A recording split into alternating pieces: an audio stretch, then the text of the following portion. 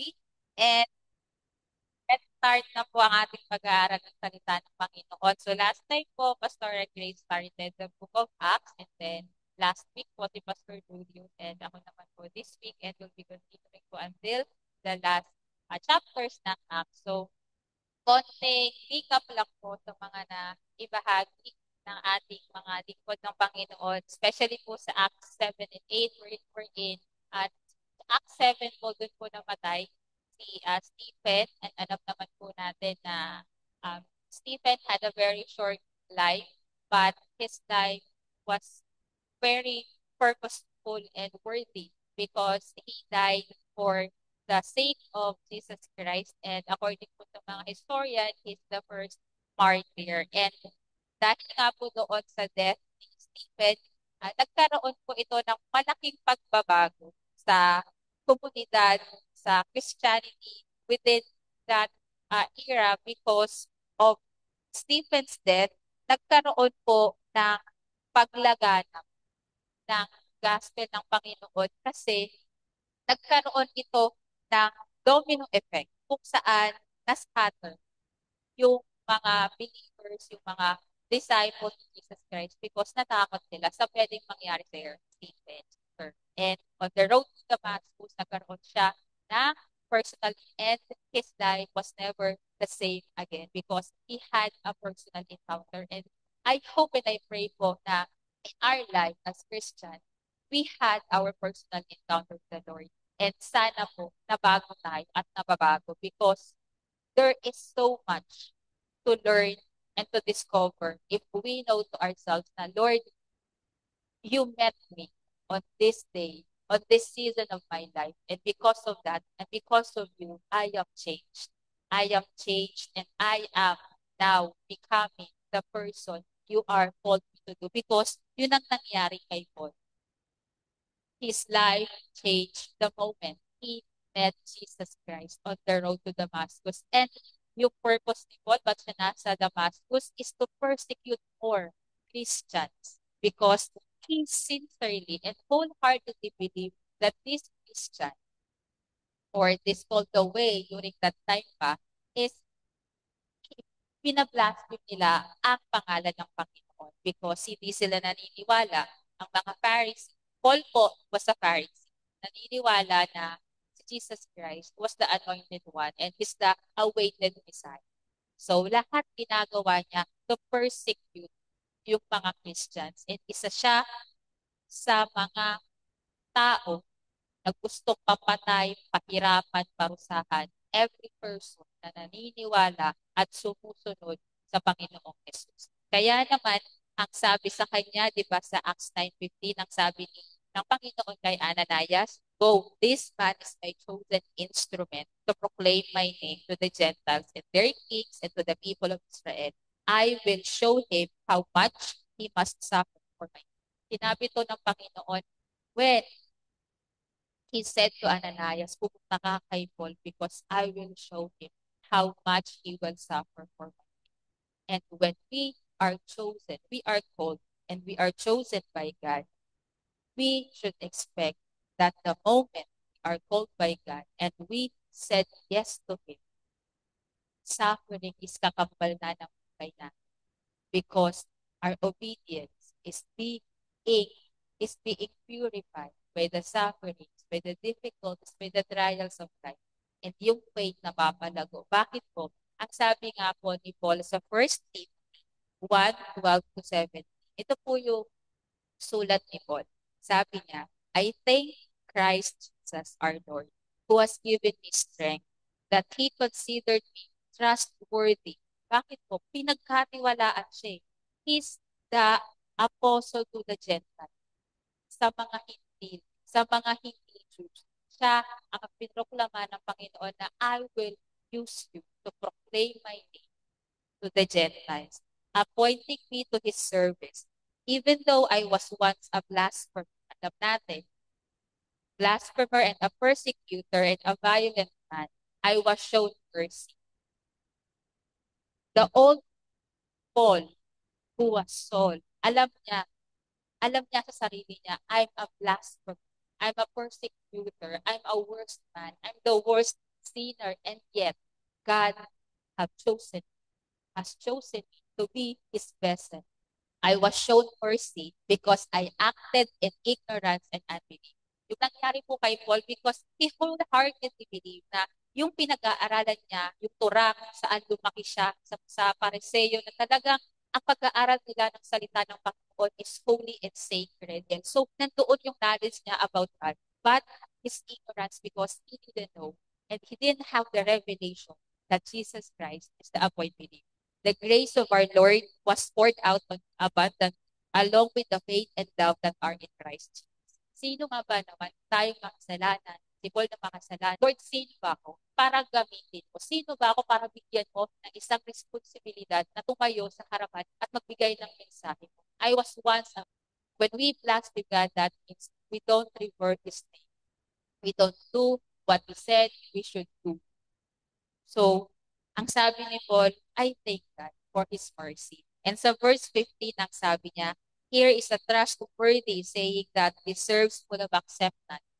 Christ Jesus came into the world to save sinners, just like you and me, of whom I am the first. Kasi po, yung when Jesus Christ met Paul where he was on the road to Damascus, change ng Panginoon si Paul. Change ng Panginoon si Paul, and Paul knew and recognized himself, I am the worst of sinner. Can we acknowledge that, Lord, I'm a worst of sinner, and yet your mercy abounds? That is true humility when you acknowledge what sin have you committed, what sins are you still committing in your life. That is humility when you recognize that before the Lord. But for that very reason, I was shown mercy so that in me, the worst of sinners, Christ Jesus must display his name, his immense patience as an example for those who believe in him and receive eternal life. So meron pong bunga kung bakit tayo nakatanggap ng mercy mula sa Panginoon ay para ma-display ng ating Panginoon.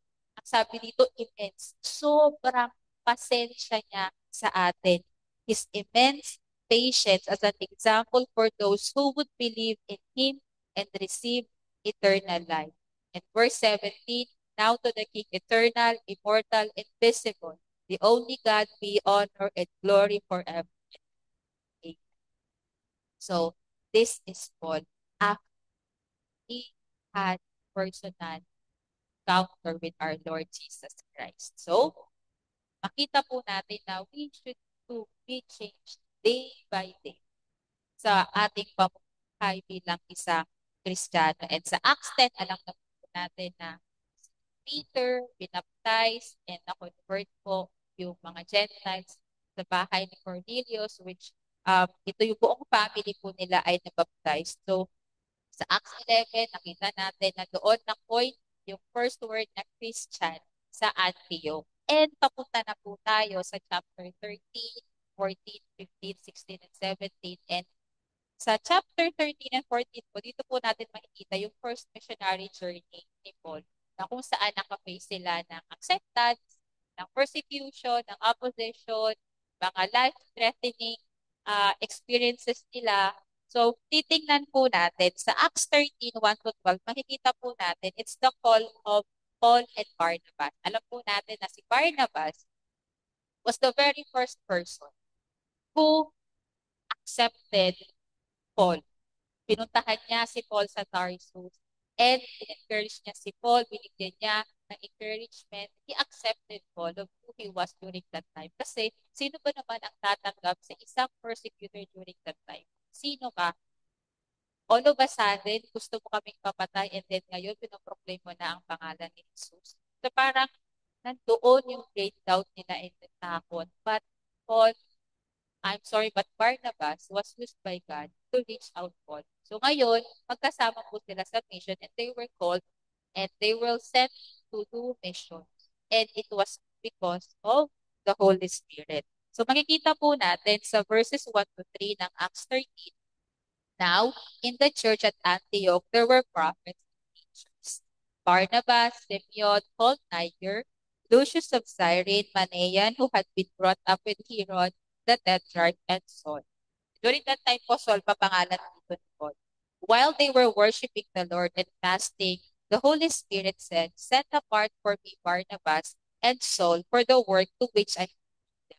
Kung makikita po natin, ang sabi, they were ministering, or sa ibang translation po, they were worshiping sa Panginoon, and then the Holy Spirit called them. So sa buhay po natin, we must minister to God first before we minister to other people, because how can we give to someone or to proclaim the goodness of God if we to ourselves, we are not ministering to God, if we are not seeking God, we are not worshiping God, we are not reading His Word, then how are we be of use of God kung walang nailalagay sa atin? Our cups will always run dry if hindi tayo na-fill up ng banal na Espiritu, ng kanyang salita, ng kanyang presensya. Kaya, nung tinawag sila Paul and Barnabas and the other teachers and preachers, they were ministering to the Lord. And the Holy Spirit called them to be sent out and to do the first missionary journey. Kaya ang sabi, "Set apart for me Barnabas and Saul for the work to which I have called them." So, they were sent, and makikita po natin na they were used mightily. And in this journey, makikita natin sa scripture na they had this boldness. Why? Because the Holy Spirit is in them and they are filled with the Holy Spirit, and the obedience, makikita natin na yung obedience nila ay bunga ng kanilang pananampalataya at bunga ng kanilang pagsunod sa banal na Espiritu. So Acts 13:4-12, makikita natin na nagkaroon sila ng church planting in different areas. Una sa Cyprus, and then sa Pisidian at Antioch. Makita natin po dito na maraming nangyari sa mission nila Paul and Barnabas. Sa verse 6, ang sabi, they traveled through the whole island until they came to Paphos. There they met a Jewish sorcerer and false prophet named Bar Jesus. Sa verse 9, then Saul, who was also called Paul, filled with the Holy Spirit, looked straight at Elymas. "You are a child of the devil and an enemy of everything that is right. You are full of all kinds of deceit and trickery. Will you never stop perverting the right ways of the Lord?" Verse 11, now the hand of the Lord is against you. You are going to be blind for a time, not even able to see the light of the sun. So in the context po, pumunta sila sa isla na ito, kinonfront ni Paul, yung false prophet, which who was called uh, Bar Jesus, na kung saan nagpe-perform po ito ng mga bagay na hindi naman according sa Panginoon, because he was a sorcerer. Alam naman po natin, magic, enchantment ang ginagawa nila, kaya inoppose siya ni Paul. So ito yung sinabi niya, and kaya merong boldness si Paul na mag-correct, mag-rebuke, is because ang sabi sa salita ng Panginoon, he is filled with the Holy Spirit. We have this kind of boldness if we continue to obey the Holy Spirit. If we continue to have discernment on how to really know the ways of God through the leading of the Holy Spirit. Kaya meron siyang boldness to correct this sorcerer. And dahil nga po doon is yung Roman proconsul po doon is naniwala sa Panginoon because of that incident. And sa Pisidian naman po, doon naman niya po pinakita sa mga Jews doon and Gentiles na yung history, yung connection ng Old Testament to New, from Abraham to David hanggang kay Jesus Christ. And may mga naniwala and some people opposed. Kaya ang sabi nga po sa verse 46 to 48, then Paul and Barnabas answered them boldly, "We had to speak the word of God to you first. Since you reject it and not consider yourselves worthy of eternal life, we now turn to the Gentiles." Sa mga Diyos naman po talaga dapat, inuna nilang ibigay ang salita ng Panginoon. Pero ang sabi nga po ni Paul, di ba, you reject it. Kaya sa Gentiles na sila nagpipreach. For this is what the Lord has commanded us. I have made you a light for the Gentiles that you may bring salvation to the ends of the earth. Makita niyo po, no, grabe. Grabe yung bigat na dinadala ni Paul. Once a persecutor, now a preacher to the Gentiles, that you may bring salvation to the ends of the earth. When the Gentiles heard this, they were glad and honored the word of the Lord, and all who were appointed for eternal life believed. So, a person who has boldness can only have this kind of boldness if that person or if we are filled with the Holy Spirit. Hindi natin magagawa yung mga bagay na pinapagawa ng Panginoon kung wala ang banal na Espiritu sa atin. We cannot be bold. We cannot have courage without the Holy Spirit. Yes, we can with our own ability. With our own ability, yes, we can. But tayo po mga Kristiyano, ang lagi natin pinag-uusapan is we have to follow the leading of the Holy Spirit because we are Christians and we are children of God. And sa chapter 14, ito naman po ay sa Iconium, sa Lystra, and sa Derbe, kung saan ito po yung conclusion ng first missionary journey nila Paul and Barnabas. So makita po natin, ito na po yung tinatawag nila na church planting, na kung saan nagtatayo po sila ng mga churches and yung mga believers po, nag-a-appoint sila ng mga elders and leaders para pangalagaan. And dito po, sa mga cities na to, si Paul and Barnabas faced success, sabi ko nga po kanina, and opposition, na kung saan yung opposition na po ito is, alam niyo po na muntik na mamatay si Paul. Sabi nga po ng ibang historian is, in stone to death si Paul is, dinrag na lang siya. And then, after siya mapalibutan ng mga disciples, bigla siyang tumayo. So, it's either, syempre, pinag-pray ng mga disciples si Paul because alam po natin na in the Roman Empire, yung worst thing to do is to stone to death, just like what they did to Stephen. Na, isipin niyo po, no, hindi ka kaagad mamamatay kasi babatuhin ka ng bato hanggang mamatay ka. So imagine nyo po yun. Imagine nyo po yung pain and agony na hanggang mamatay ka, babatuhin ka. May malit na bato, may malaking bato, hanggang mamatay ka. Unti-unti mong mararamdaman yung sakit. Hindi lang yung sakit physical, but in your mental state. Unti-unti ka nilang pinapatay. At iba, habang pinabato ka, kinukutsa ka pa. But have this encouragement na we Christians, we have the grace and we have we have this promise of God na even if you suffer for my name's sake, you are my reward, my exceedingly great reward. So kaya nga po, ang sabi sa verses 14 to 15, nung nasa Lystra na po sila, when the apostles, Barnabas and Paul heard of this, they tore their clothes and rushed out into the crowd shouting, "Friends, why are you doing this? We too are only human like you. We are bringing you good news, telling you to turn from these worthless things to the living God who made the heavens and the earth and the sea and everything in them." So, nung nandito po kasi sila, Greek city po ito sa Lystra. And napagkamal, napagkamalan po sila na sila po ay mga goddess, si Zeus and Sir Hermes.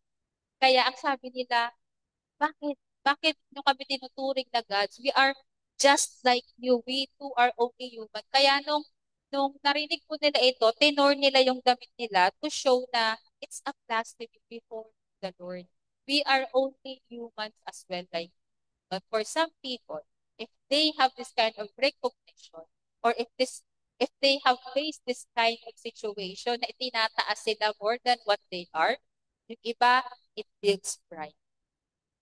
It feels good inside their in their inner being because they are being recognized above what they are. Pero si Paul and Barnabas, alam nila, we too are only human. So wag nyo kami ituring ng mga Diyos.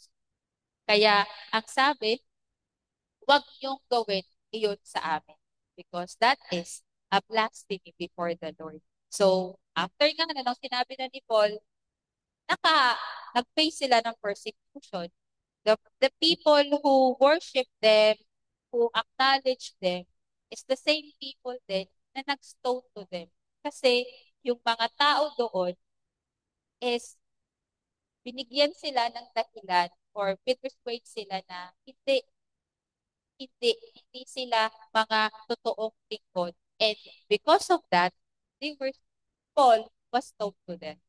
He was stoned to death. Kaya nga, ang sabi sa verses 1 to 22, they preached the gospel in that city and won a large number of disciples. Then they returned to Lystra, Iconium, and Antioch, strengthening the disciples and encouraging them to remain true to the faith. We must go through many hardships to enter the kingdom of God. So, nakita niyo po yung situation.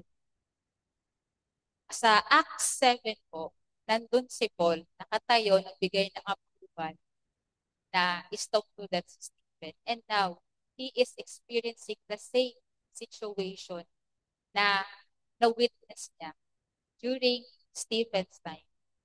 Ano po nga yung pakiramdam ni Paul na dati nandun ka, ikaw yung nagbigay ng approval to do that to that person. Nandun ka. And then now, you are experiencing the same ordeal na na-witness because nandoon yung bagay na kailangang maranasan ni Paul, personal experience ni Paul, para masulat niya rin ibang mga epistles, para masulat niya rin yung personal revelation na meron siya because he wants them to be stoned to death, just like what he have experienced when he gave his approval para mamatay si Stephen. So, kaya nga, sabi ng Panginoon, di ba, I will show him how much he must suffer for my for my name. And sa chapter 15 po, ito na po yung council sa Jerusalem because meron pong mga Judaizers na pupunta and then ang sabi, kailangan daw po na ma-circumcise para ma-save. Ang sabi sa verse 1 to 2, certain people came down from Judea to Antioch and were teaching the believers. Ito po yung sinabi nila, unless you are circumcised according to the custom taught by Moses, you cannot be saved. Ito po yung pinapalaganap nila. So nagkakaroon ng confusion among believers or among non-believers na ano ba talaga ang totoo? Should I be circumcised or not? So sa verse 2, this brought Paul and Barnabas into sharp dispute and debate with them. So Paul and Barnabas were appointed along with some other believers to go up to Jerusalem to see the apostles and elders about this question. So, una po, nakipag-debate pa sila Paul, ini-encourage pa nila or pini-persuade pa nila mga tao about the issue. But it didn't work. It didn't work. So, ang option nila is to go to Jerusalem para makita yung mga apostles and elders and mag-seek ng guidance. So, sa leadership po, dapat po, meron din tayong wisdom on how to deal things, or especially if this kind of issue against the truth about God. Now, we cannot just agree to disagree na okay na yan, yung paniniwala nila. We cannot just agree to disagree because that is the core, that is the message of the Lord. So, ginawa nila, ayaw ma-resolve no first step nila, which is to persuade them with the truth, pumunta sila sa Jerusalem to seek the apostles and mga elders. So pumunta sila and si Peter, ito po ang ginawa niya. So verse 8 to 11, ang sabi ni Peter, God who knows the heart showed that He accepted them by giving the Holy Spirit to them, just as He did to us. He did not discriminate between us and them, for He purified their hearts by faith. Verse 10, now then, why do you try to test God by putting on the necks of Gentiles a yoke that neither we nor our ancestors have been able to bear? And verse 11, sagot ni Peter, no, we believe it is through the grace of our Lord Jesus that we are saved just as we are. Because, especially po, these days, there are some people na they are making it harder for people to be saved by adding. adding what Jesus Christ did and finished on the cross and in the resurrection. So ito po yung sagot ni Peter. No, we believe it is through the grace of the Lord Jesus that we are saved, just as they. So yun po ang naging kasagutan ni Peter. And na intindihan po ng mga tao noon na we are we are saved by grace through faith at hindi lang ma-circumcised. It is not required. But ang sabi ni Peter, they should avoid certain practices like idolatry because alam naman po natin na idolatry and immorality was really prevalent during that time. So, na-resolve yung issue, yung dispute na-resolve because of what Paul and Barnabas did and Peter did. So it's the wisdom of being a leader on how to give the truth to the people. And sa Acts 15 din po natin makikita yung disagreement ni Paul and Barnabas. Sipin po natin, no, they were partners. They were partners for so long. Ilang taon na silang partner and then they had this kind of agreement which causes them to set apart or to parted ways. So makikita po natin kung ano yung ginawa ng Panginoong Jesus dito. Itong binabasa ko po yun, I've encountered this na po many, many, many years ago. Parang tagal na, parang tanda ko na. Way, way back po, nung pinag-aaralan ko rin po yung Acts. And then, nagtanong din po ako nito kay Lord, sino po ba talaga, Lord, ang tama at mali? Pero alam niyo po, sinagot ako ng Panginoon, dapat ba laging may tama at mali? Di ba pwede na ang purpose ko ang mag-prevail? And that made me realize yung sinabi ni Pastor Grace na it's not about the person, but it's about the purpose. Matagal kong, matagal kong hindi naunawaan doon until ma-experience ko na things had to happen. People have to go. People have to be separated from others for the purpose of God. It's not exactly about that person, but it's the purpose of God. Decisions were made for the purpose. Things had to happen. People hurt for the purpose of God. Confusion arose during that time, but it's for the purpose of God. At bibigyan pa rin naman tayo ng kaliwanagan ng banal na Espiritu. So sa Acts 15:36 to 41, ito po yung a disagreement between Paul and Barnabas. And nakaka-bless lang po because in their disagreement, God's purpose still prevail. Why? They may be divided, but because of that division, they multiply. Bakit po? Sa verses 39 to 41, ang sabi, they had such a sharp disagreement that they parted company. Barnabas took Mark and sailed for Cyprus. But Paul chose Silas and left, commended by the believers to the grace of the Lord. And verse 41, he went through Syria and Cilicia, strengthening the churches. So kung makikita po natin dito, si Barnabas gusto niyang isama si Mark, who was John Mark na nagsulat ng Book of Mark sa Gospel. Kasi ang nangyari po is, in their mission before, si John Mark, iniwan sila or inabandon sila and bumalik sa Jerusalem. And then, ang, ang ano nun ni Paul is sabi, hindi siya reliable na kasama because he left us. So ang sabi naman ni Barnabas, we know na Barnabas was an encouragement. He was an encourager. And he's a man of compassion. And ang sabi ni Barnabas, we give him a second chance. We give him a second chance. May potential ang batang ito na magamit. So they have their own leadership. They have their own mindset na ito ang tingin ni Paul kay John Mark, ito naman ang tingin ni Barnabas kay John Mark. Remember po, they were both filled with the Holy Spirit. So ibig sabihin, in their disagreement, the purpose of God is still there. Kasi nung kinuha ni, ni Paul si Silas, may nadagdag na isa, si Timothy. Tapos, si, si Barnabas naman, nakikita natin na na-redeem si John Mark kasi makikita natin na sa Second Timothy, kung saan sinulat ni Paul 4:11, ang sabi na use John Mark because he is useful to me for ministry. So, it doesn't have to be always who is the right and who is the wrong in, in a specific situation, but we should always prioritize what is the purpose of God. Yes, they had this sharp disagreement and it's normal sa ministry. And sa personal man natin, sa pamilya may disagreement tayo, sa family may disagreement tayo, sa ministry may disagreement tayo. Within our circle of people, may mga disagreement. Especially sa ministry natin, hindi tayo tatatag kung walang iskisan. Kung lahat na lang okay. Kung walang makikinig sa atin. Kung walang magpapalabas kung sino tayo. So, kiskisan and conflict is the reality.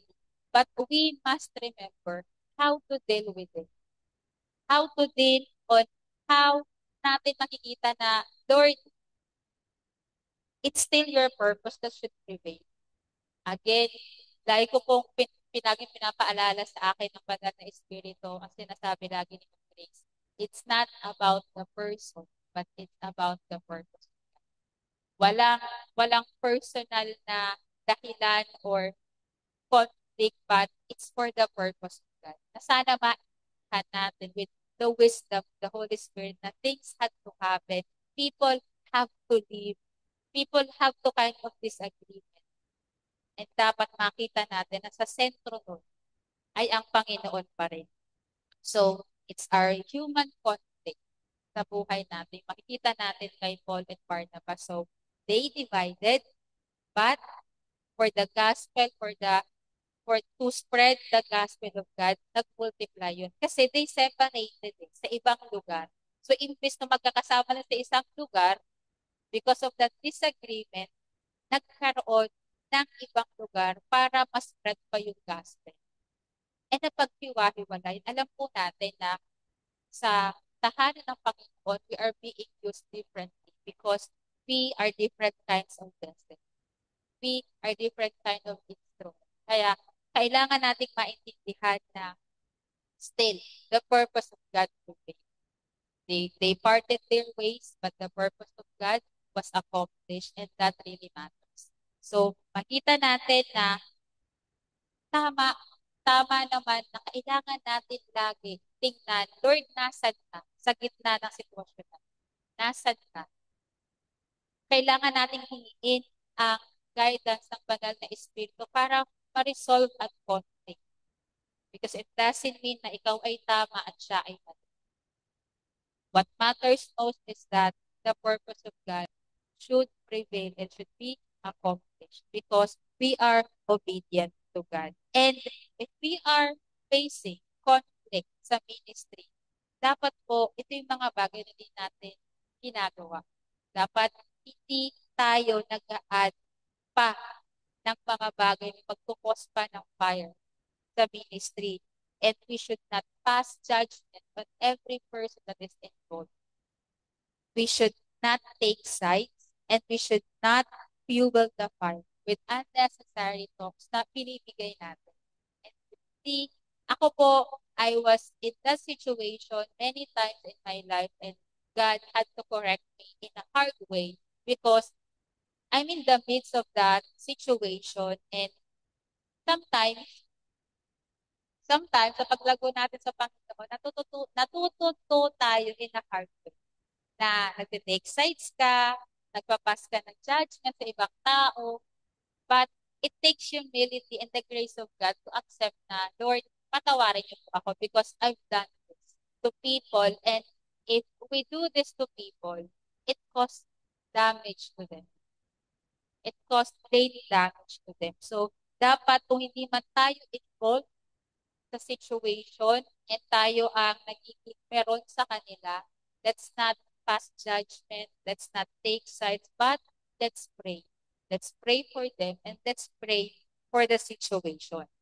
So, sa disagreement nila Paul and Barnabas, makikita po natin na that's the reality of ministry, is to have conflict. And in that conflict, we should always show grace, mercy, acceptance.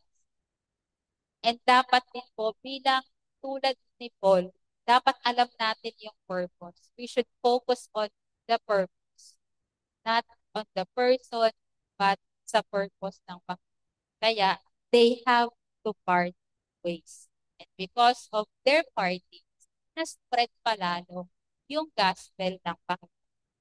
And sa chapter 16, ito naman na po yung second missionary ni Paul. Hindi niya na po kasama dito si Barnabas kasi nga po, di ba, nag-part ways na sila.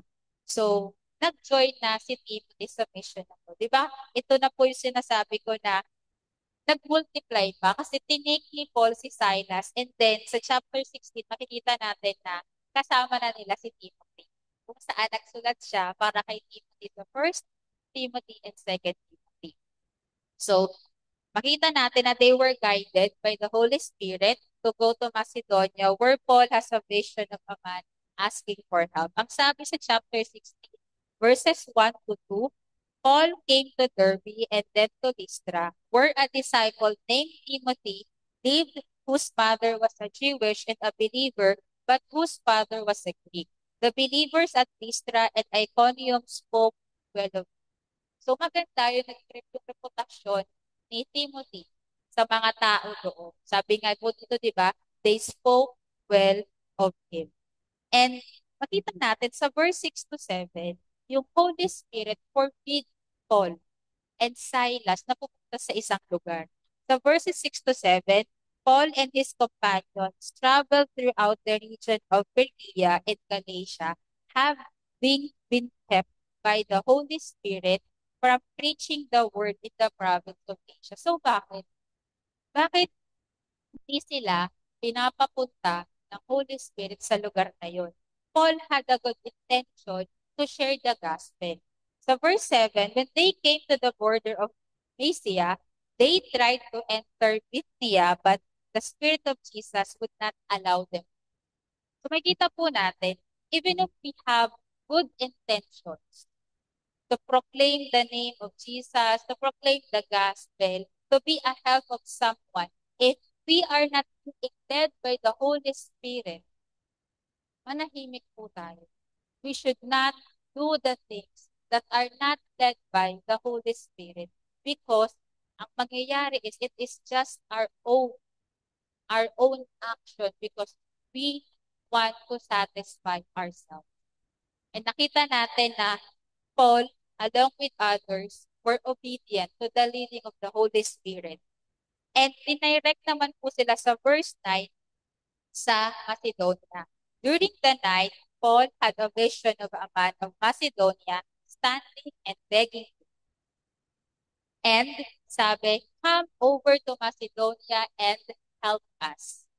And nagkaroon po ng vision dito si Paul na may isang tao na kailangan ng tulong, na kailangan niyang mapagaling.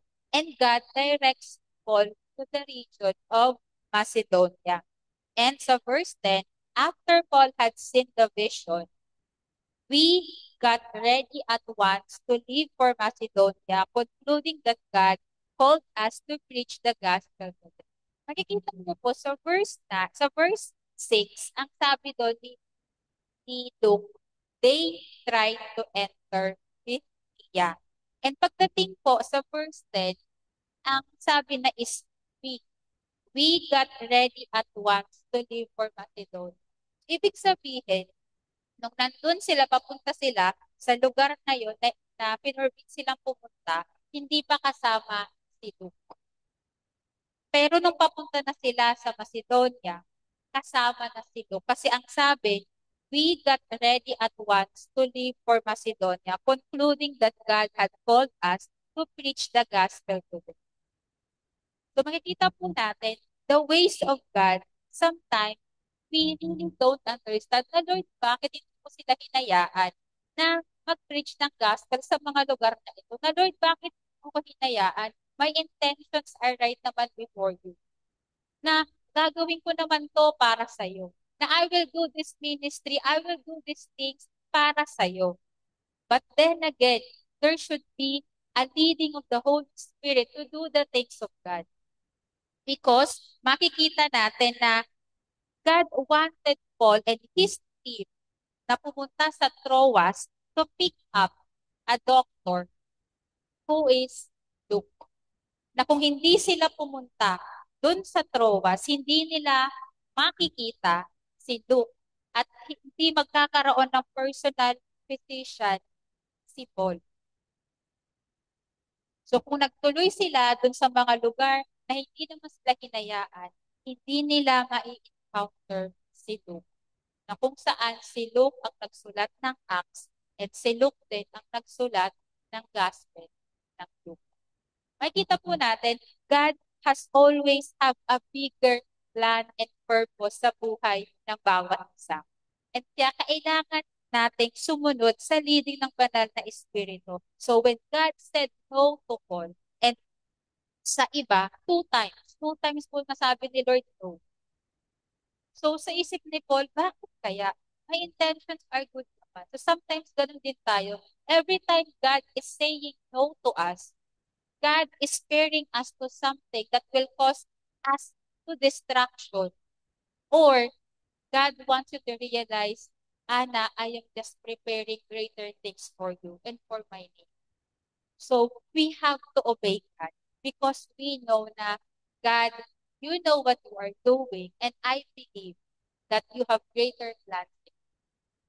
So what do we do when God says no sa buhay natin? When every time we come to the Lord and we pour our hearts and we have these good plans, good strategy, good things sa buhay natin and we want them na i-present sa Panginoon and God said, na you have this plan to go to this place, you have this dream to accomplish this thing, this business, and God said no. Ano kung gagawin natin? Ano kung gagawin natin when God said, kaya po ba natin mag-obey and sundin yung redirection ng Panginoon na you have to do this so that my purpose and my plan will be accomplished through you. Because look, Paul is like seeking na kailangan, yung cities lang. But yung plan ng Panginoon is yung buong nation. See, bigger than what he has expected. And then, nagkaroon pa siya ng personal physician who's Luke. So, yung mga kailangan natin sa buhay, when we obey God, the things of God, dinadagdag ng Panginoon yung mga kailangan natin because He knows our needs. When we obey God, hindi niya hahayaan na yung mga kailangan mo sa personal mo, sa spiritual mo, sa mental state of mind mo, sa trabaho mo, sa pamilya mo. When we obey God, He takes care of our business. He takes care of what we cared for sa buhay natin. Kasi alam niya na this child of mine is doing everything that he or she can by the power of the Holy Spirit to obey me.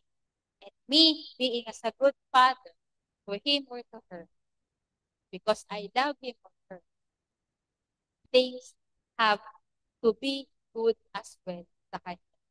So, hindi nire-neglect ng Panginoon yung mga kailangan natin sa buhay natin because makikita nga natin po, di ba si Paul, na ma-imprison siya sa Rome, na makikita siya, matanda na siya, and he needs physician. So, pintalo na agad ng Panginoon na bago ka pa tumanda, bago mo pa makita na nakikita na ang katawan, may inihanda na akong tao para makasama. And that's the great plan of God sa buhay ni Paul. Because in the very beginning, ang sabi niya, I will show him how much he should suffer for me. Kaya, binibigay ng Panginoon mga bagay na kailangan natin. Hindi lang dahil kailangan natin mag-suffer because we also need to understand that we have to be obedient.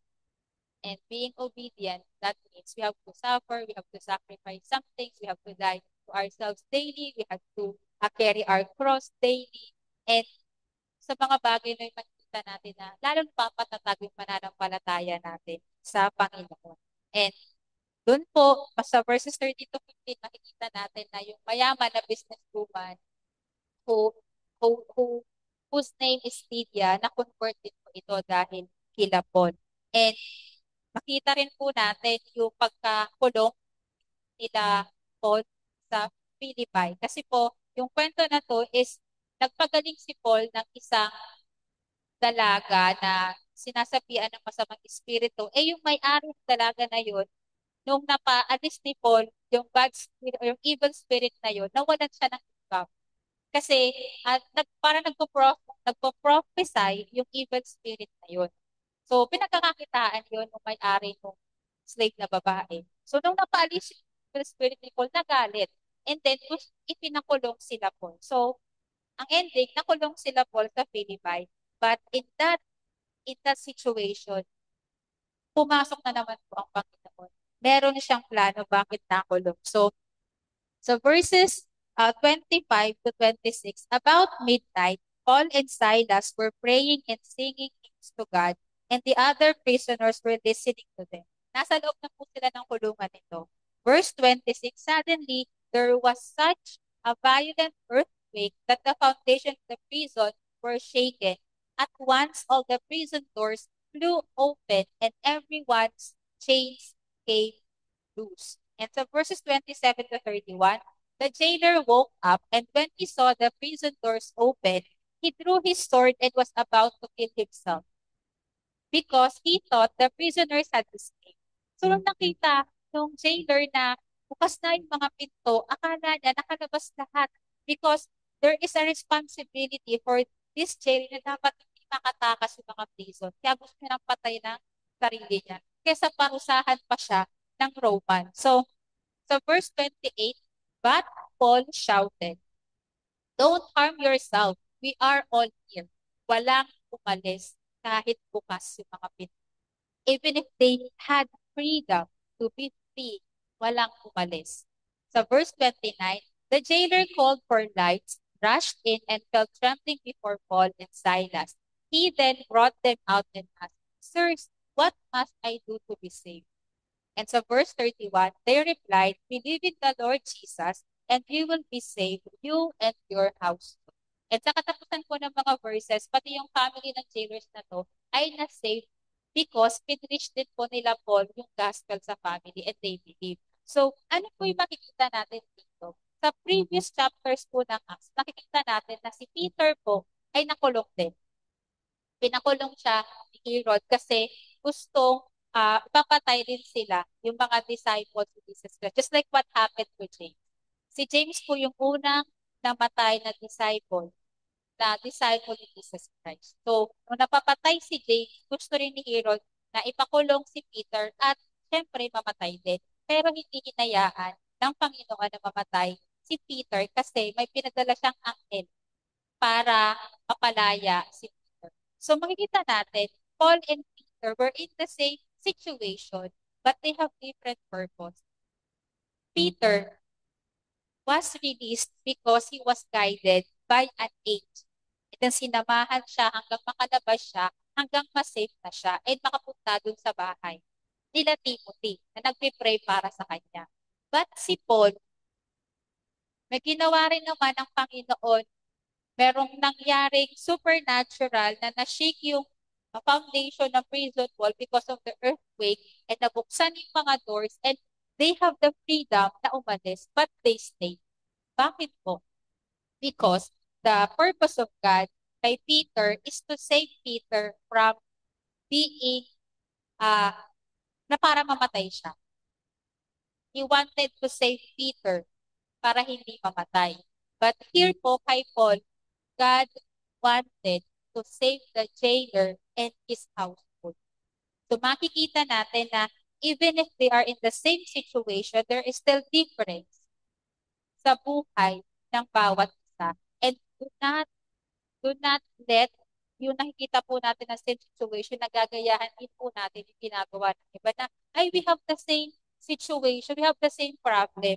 So, ang titignan mo ay baka gumana rin yung solution ng taong to sa problema. No. Makikita po natin na even if they are in the same situation, they have differences when it comes to the purpose of God. Makikita natin na even if Paul and Silas had the freedom na umalis, they didn't because walang leading ng Holy Spirit na, sige, umalis na kayo. Tayo po ba, every time we have freedom to do things on our own, ginagawa po ba natin to without the leading of the Holy Spirit? Or even if we have freedom to do things on our own, whatever we want, wherever we go, pero pag walang leading ng Holy Spirit, hindi tayo aalis. Hindi tayo kikilos, hindi tayo magsasalita.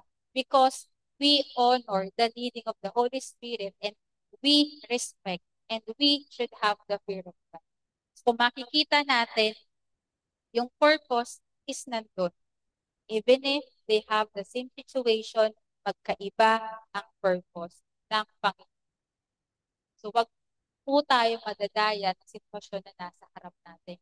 Always ask, seek God, Lord, what do you want me to do in this situation? Even if I have the freedom to do what I want, what is your will for me in this situation? Be specific. Be specific po when we come to God, when we seek God for His guidance. Kasi especially now, the busyness of December, nakaka-overwhelm po, di ba? Sobra. Marami pumapasok na resources na pera sa atin. And sometimes, because na-excite tayo of the season of this holiday, hindi na natin tinatanong, Panginoon, Lord, para saan to? Lord, where do you want me this Christmas? Where do you want me in this season of my life? Lord, para saan tong extra na nakuha ko? Naalala ko po, hindi po to one time, big time na natutunan ko mula sa Panginoon. It's taking me years until now po na every time na meron ako nakukuha extra sa trabaho ko, I make sure na napupunta po yun sa gawain ng Panginoon. It's not me saying na I can do because hindi ko po kaya. It's not me saying na madali sa akin. No, it's all by the grace of God na kaya kong magbigay because kung ako lang po, ayaw kong magbigay kasi may pamilya po ako. Ayaw kong ibigay yung extra na binigay sa akin kasi may pamilya rin po ako na gusto kong suportahan. Ayaw ko pong ibigay to kasi meron din po akong sa personal needs. But then again, it's the grace of God that I can give and I can give extra para sa Panginoon because nandoon yung leading ng Holy Spirit. Because, naalala ko po, way back to 2 years ago po siguro, sobrang namang problema po ako ng pang-budget po namin para sa mission namin. And then gusto ko na po mag-take ng part-time, bumalik po dun sa academy para mag-part-time lang po. And you know what po, God didn't allow me na mag-take ng part-time. What He did instead is that, grabe, yung sa company po namin, yung allowance po namin dati is during that year, dinoble po nila. Imbis na quarterly siya, ginawa po nilang monthly. And yung amount is dinoble nila. And sabi niya sa akin, di ba, Ana, ayaw ko mag-part-time na because I want to focus on it. So, andyan yung provision. You don't have to worry. And nangyari po yun. Yung month, before the month na magkakaroon po kami ng vision, ibinigay ng Panginoon. Kasi parang from this November, December, January, nagtagpo po yung mga allowances namin. Parang na ano siya, na-accumulate. So, ang laki po para sa akin. Laki po siya. So, nag-accumulate po siya. And yun po yung ginamit ko for the mission. Kasi, kapatid naman po ng bawat isa na ang pag sumasama po tayo sa mission ng ating pastora is as much as possible, we don't want her to burden pa po sa mga flight tickets natin, sa mga pocket monies natin. So, sabi ko, Lord, grabe ang galing mo. And God just didn't do it once, twice. Marami siyang bagay na pinakita sa akin na every time sabi ko, Lord, gusto ko mag-part-time. Or Lord, gusto ko nang umalis sa trabaho para mas malaki yung sahod. God always told me, Anna, just stay there. You have you have this convenience of your time and I put you there for a reason. And some of you know po na before ako napunta sa trabaho ko ito, pinagdaanan ko yung breaking point of my life wherein I experienced the most stressful job na meron ako. And I had a breakthrough in this job ko because it took me 7 years para mapunta dito sa posisyon na to and then magawa ko yung mga bagay na pinapagawa ng Panginoon sa convenience sa time ko and sa trabaho. So, hindi ko po tinitake advantage yung kagandahan ng company, but I am giving the credit to God that He can do things for you if you just only obey what He is asking. So, sana po, matutunan din po natin na it is not that we can give to God, but it's still the grace of God and the privilege ibinibigay sa atin ng Panginoon na, anak, kaya mo. Kaya mo. So sabi ko, Lord, maraming salamat, but hindi po yung naging madali ha. May times pa po na yung allowance, yung monthly allowance ko na yun, nakipag-bargain pa ako kayo. Sabi ko, Lord, pwede ba mo na ibigay kasi ito yung mga kailangan ako. But then hanggang pinapakita niya sa akin na the more na hindi ako nag-o-obey, the more na nag-igipit ako. So, sabi ko, Lord, ano, sabi ko, anong gagawin ko? So, alam mo, naka-receive na po kay Lord na ibigay mo yan. But then, hindi ko siya sinusunod kasi sabi ko, magkukulang yung budget ko hanggang tumaan yung ilang buwan hanggang maging taon. And by the grace of God, nagagawa ko yung mga bagay na dapat kong gampanan bilang isang lingkod ng Panginoon. Again, hindi naging madali sa akin, hindi dahil gusto ko, but it is the grace of God and the privilege to be used by God and to be used sa kingdom ng Panginoon. So, ganun din naman po, nangyari kila Paul, they have the freedom to do what they want, but they are after to the purpose of God to be to the jailers in his household. And makita po natin sa buhay natin na, Lord, it's your purpose that should prevail. And makita po natin na chapter 17, dito naman na po yung mission nila Paul sa Thessalonica, sa Berea, and Athens.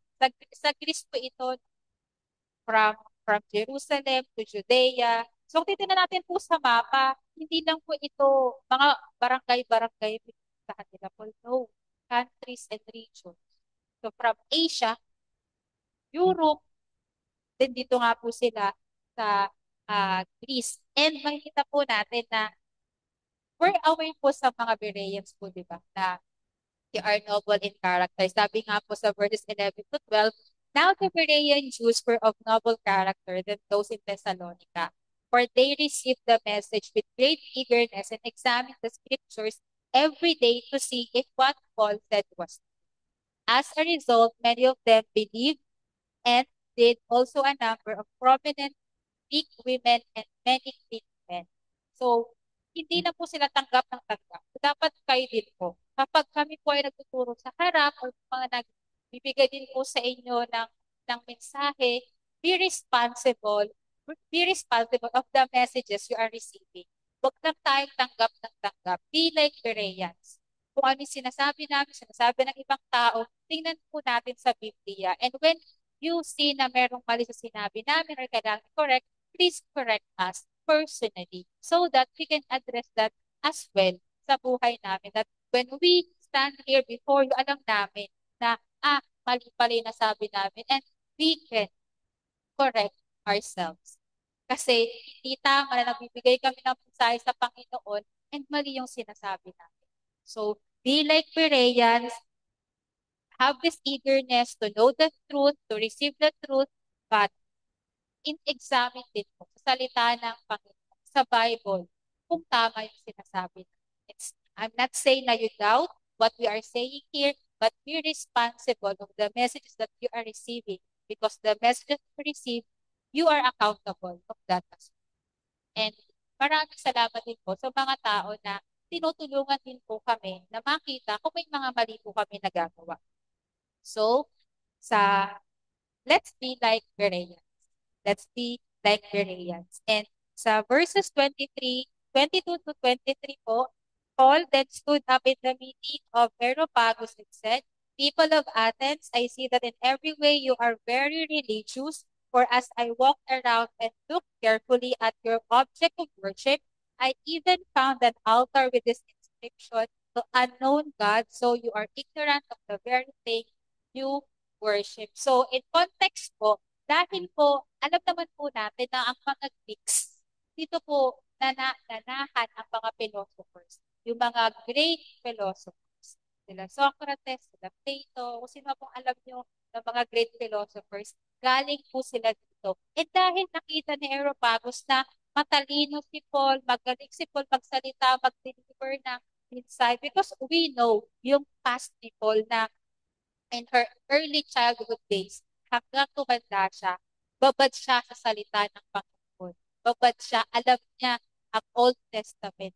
Lalo pa nagkaroon siya ng personal encounter kay Jesus Christ. Nagkaroon siya ng personal revelation kung sino ang appointed one, kung sino si Jesus Christ. Kaya in-invite si Paul ni Areopagus. And then, nung pumunta sila doon sa lugar, nakita ni Paul na ang ganda ng lugar. But that beauty, that beauty is useless before God because hindi sila naniniwala sa Panginoon. Because alam natin, nag-Greeks believe in so many gods.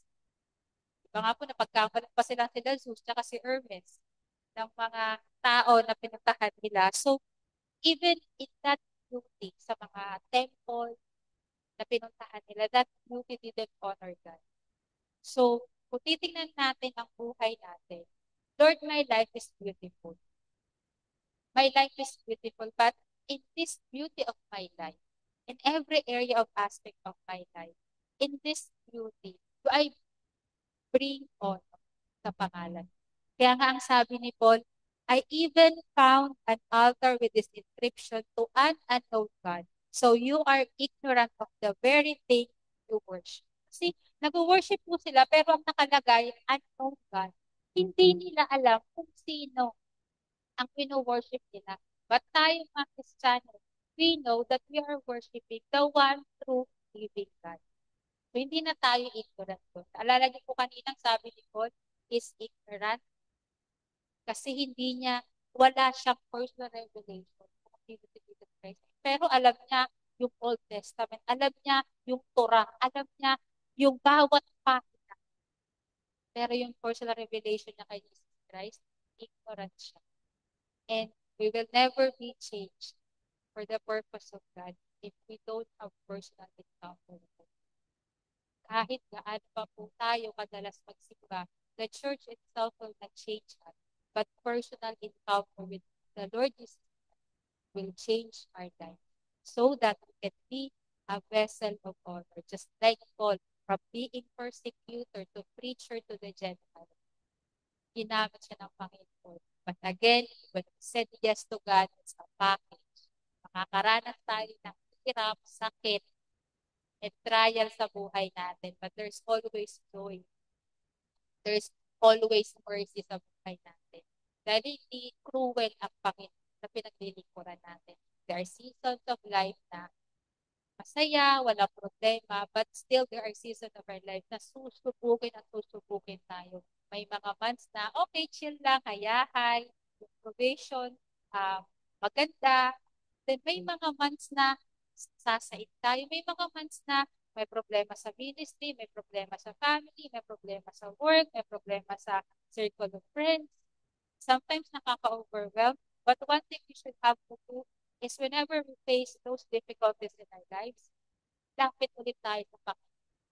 Lapit lang tayo sa Panginoon because we know na sa mga bagay na yun, may nililikha ang Panginoon sa atin. May nililikha inside yung inner life natin. May nililikha ang Panginoon. Bakit kailangan natin mapagdaanan yung mga bagay na yun? So, in conclusion po, makikita natin na yung mga journey, yung missionary journey ni Paul, it's because of their obedience to the Holy Spirit. At nagmula yun sa personal encounter ni Paul kay Jesus.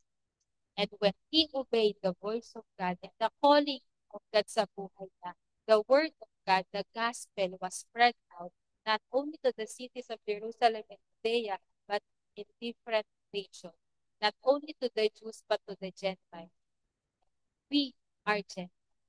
Because of that, even the foundation of the world, nasa plan na ng Panginoon na not only Jews will receive the gospel, even as nasa isip niya na tayo. Kaya nga po ba, yung prayer ni Jesus Christ, not only to the Jews, but also to the future believers.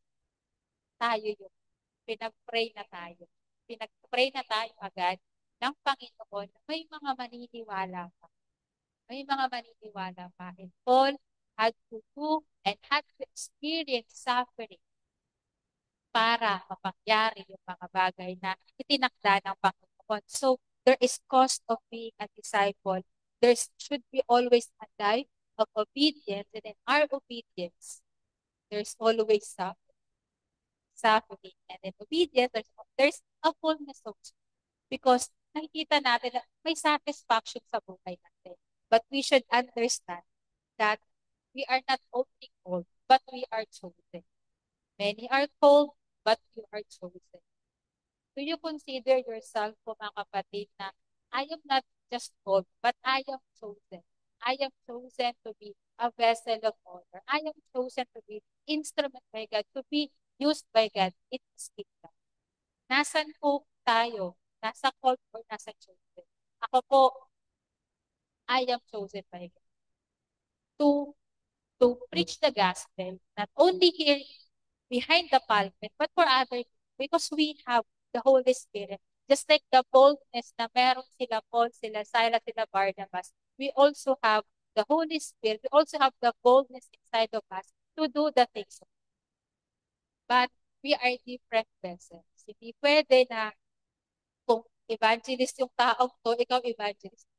Ako po, I'm not an evangelist. Hindi ko kaya kumausap ng estranghero and i-share ang gospel ng Panginoon. Kaya, sinagot ng Panginoon na, Lord, bakit gusto ko namang mag-share ng gospel sa mga strangers or sa mga di ko kilalang tao, but I don't have the courage and I don't have the boldness.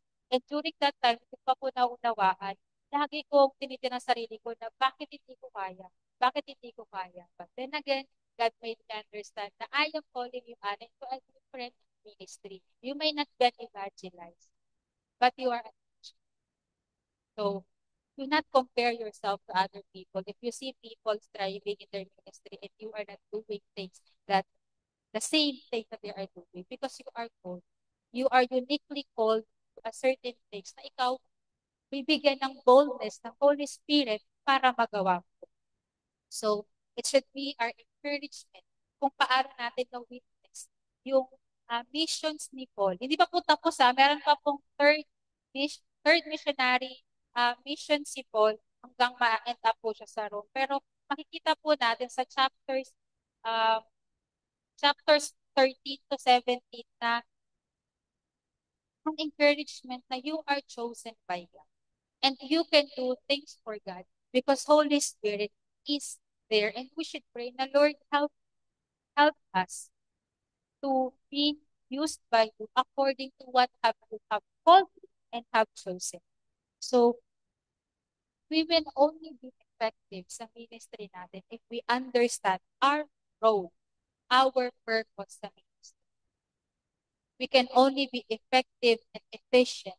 We only understand our role, purpose sa kingdom ng Panginoon. Sa church na to, ano ka? Ano ang role mo? Anong purpose mo? And when you know that, alam mo rin po dapat ang package na kasama. So we are chosen to be a vessel for specific purpose. Sabi nga po sa 2 Timothy verse 2:20, but in a great house there are not only vessels of gold and silver, but also of clay. So, iba-iba po tayo na ginagamit ng Panginoon. So, do not compare. If we are vessel of honor, ginagamit tayo ng Panginoon na sinasanctify po tayo. And sanctification, nandun na naman ang suffering. Sanctification, nandun na naman po ang faith.